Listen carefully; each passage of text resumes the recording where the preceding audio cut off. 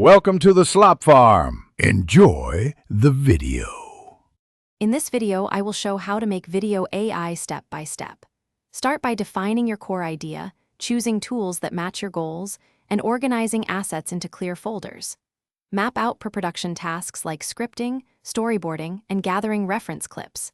Allocate time for tests and iterations so you can refine voice, motion, and timing. Keep version backups and notes to track changes and reproduce successes during the project.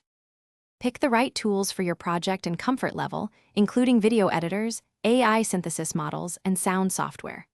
Learn each model's inputs, constraints, and licensing to avoid surprises. Prepare clean assets, raw footage, crisp audio, and precise scripts to feed the system. Run small experiments, compare outputs, and document settings.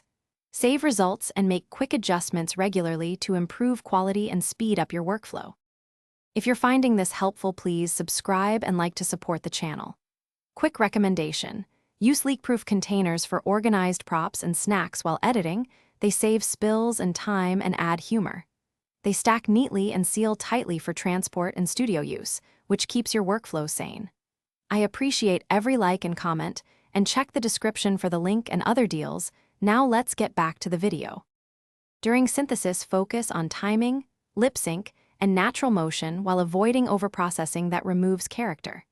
Use reference clips to match style and lighting, and test short segments to find the best balance between quality and render time. Keep varied takes so you can choose the strongest performances for sequencing. Save incremental versions as you go, and review on several devices to spot artifacts, pacing issues, and audio mismatches before final export. Thanks for watching. Consider subscribing if we helped you today.